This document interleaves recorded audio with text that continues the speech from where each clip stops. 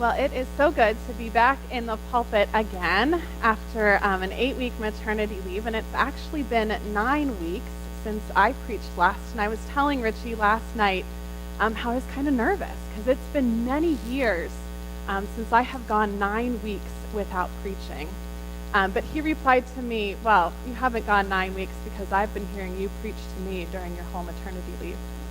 I guess old habits die hard. When I was in elementary school, my parents decided to invest in a small Coachman pop-up camper. And from then on, each of our summer vacations consisted of loading up the camper and our family minivan, spending an exorbitant amount of time trying to hitch the camper onto the van, traveling then to our camping destination, hand cranking the camper up, pulling out the pop-up sides that would become our beds, and settling in for a weekend or a week away. And so it was an extensive process getting ready for these camping trips, but campgrounds became a normal vacation spot for me growing up. And I loved any chance to play mini golf, if that was present in the campgrounds, or to swim in the swimming pools that were there. Soon after getting our camper, my parents started planning for a 4-week cross-country summer vacation that happened the summer after my 4th grade year of elementary school.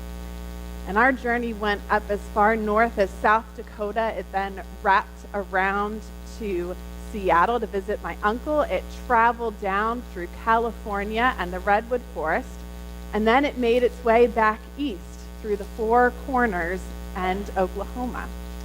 And so all of it was in our tiny, non-air conditioned pop-up camper from mid-June to mid-July. I was 10 and my sister was 15, and my parents were grateful for 2 rows of back seats for such a long road trip. It was an incredible journey, and it provided us with memories to last a lifetime. But one of my first memories was from the trip, the day that we traveled to Badlands National Park in South Dakota. You'll see a picture of it up on the screens. Now, I had just found out that we would be staying in a similar camping spot to that, with no electricity and a campground that had no swimming pool at all.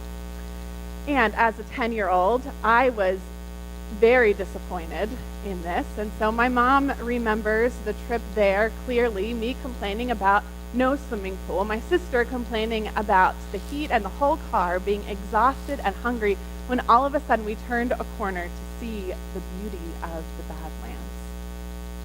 Suddenly, the car fell completely silent, and all we could say was, wow. Wow. We stayed right there in the beauty of that park, and it's on my bucket list now to return back again someday. Have you ever had an unexpected, awe-inspiring moment like that? It's what my dad calls a top 10 experience. One of those moments that you remember and go back to in your mind as the time when you were left speechless. We're now in our 2nd week of Lent, and our sermon series, The Journey, where we are journeying with Jesus from his temptation in the wilderness at the beginning of his earthly ministry to his death on the cross at the end. And so today's scripture is one of the most awe-inspiring in all of the Gospels. It's known as the Transfiguration. Jesus is up on a mountain with Peter and John and James, and as they pray, Jesus' face is suddenly changed. His clothes become a dazzling white, and suddenly Moses and Elijah are there with him, talking to him.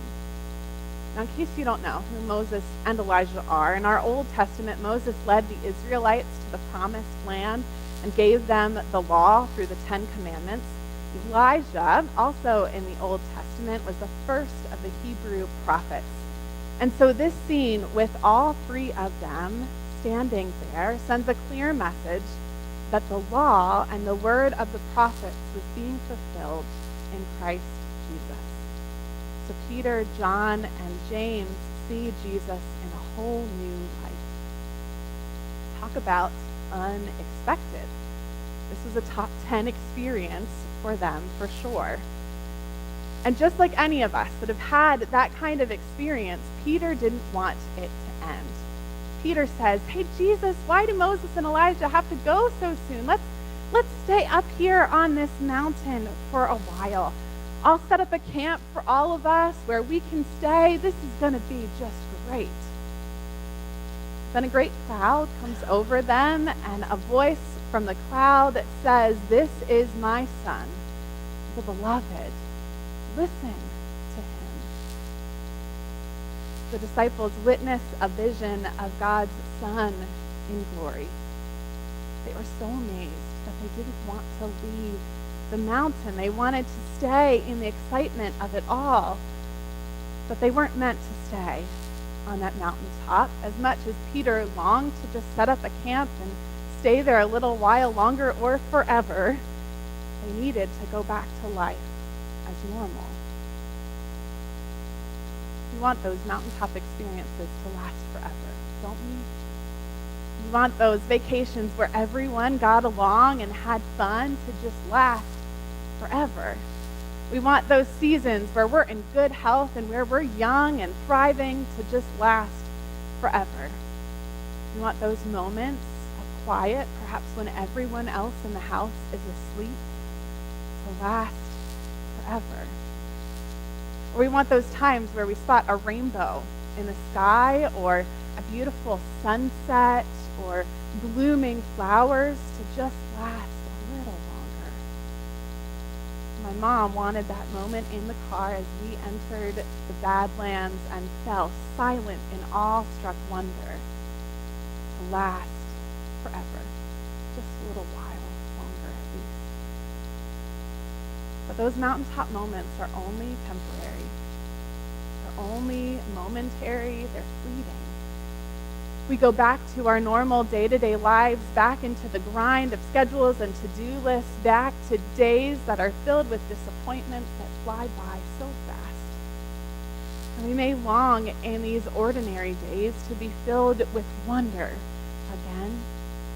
It's so easy to feel so close to God up on that mountaintop.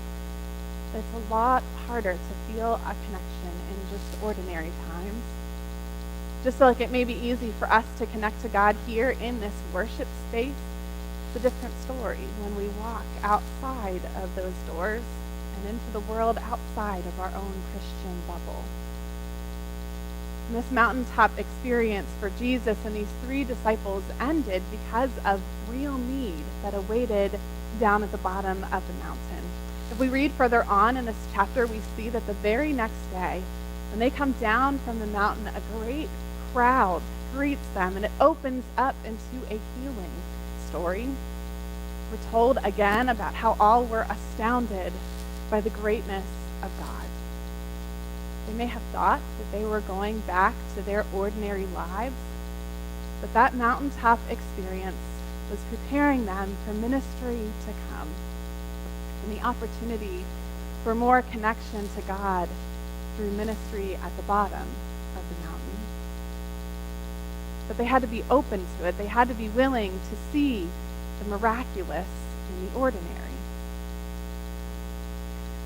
Giving birth to Ronan for me was a mountaintop experience. Now, don't get me wrong, the labor was grueling and painful and long, but my hospital stay, while a bit of a blur, was filled with moments of wonder as we held our new son and we introduced him to our family. Now, in that hospital room, we had medical care around the clock. So we didn't have to worry about Ronan at all. His vital signs were taken regularly. He was monitored closely. We didn't have all those responsibilities that awaited for us at home. No cooking, no cleaning, no dirty laundry. It was pretty wonderful. But that mountaintop experience only lasted 2 nights because they send you home so quickly. We were sent home on Ronan's due date when he was only 2 days old. And we were pretty terrified to go home. There weren't nurses at home to answer our questions or to make sure that we were caring for him correctly. We were now on our own. And this thought actually crossed my mind. Will we be able to keep this little baby boy alive in our home with just ourselves? The hospital obviously had a lot more faith in us than I did. But as soon as we got down from that mountain, God showed us that God was still at work. It wasn't supposed to work out this way, but we arrived home at the exact same time as one of you, and we were greeted in our driveway with a meal for that very night. The meals continued to come for those first couple of weeks, and those meals were also joined by cards in the mail and well wishes, notes that were saying, "We're praying for you." Visitors who came to hold Ronan and to listen to my first-time mom heart and encourage us that we were doing just fine. In those first few weeks, we were down in the valley with ups and downs as all three of us tried to adjust to this new life. But even though we were down from the mountaintop experience, the unexpected happened and God's glory was revealed to us through the love of our church family. We are so very, very grateful for the gifts that you gave us, and I hope that God was revealed to you as you reached out to love us as well. You know, God's presence is all around us if we're willing to see it. Sometimes it takes a little bit of intentionality. It can be so easy to get stuck in our own muck and our own self-centered and self-serving lives that we don't see God at work. We so long for that close relationship, but we can sometimes let our own minds and our own thinking get in the way.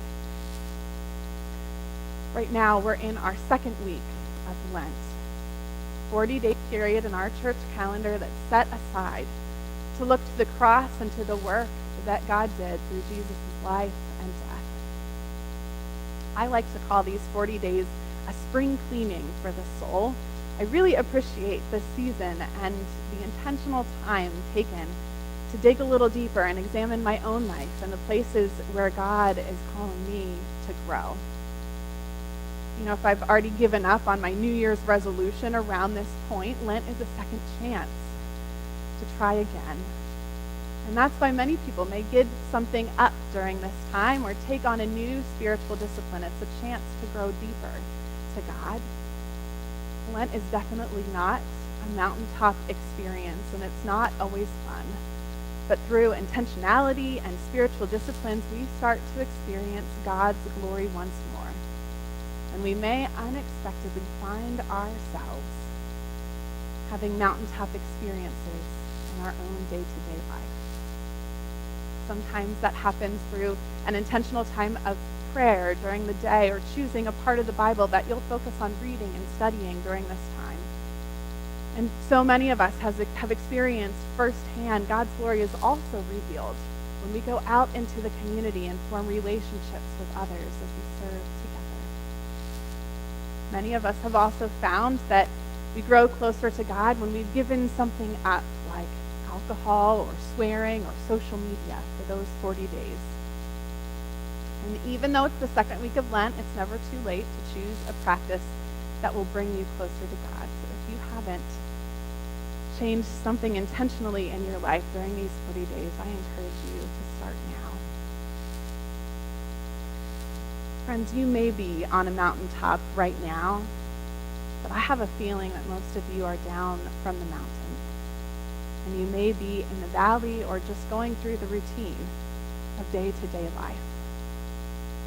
I promise you that God has not abandoned you. And I promise you that God longs to reveal God's self to you. And it probably has already happened in more ways than we may realize. My prayer is that we would be open to the unexpected in our midst, intentionally seeing God's work in our lives, and also then be the unexpected sign of God's love to others who are at the bottom of that mountain with us. May it be so.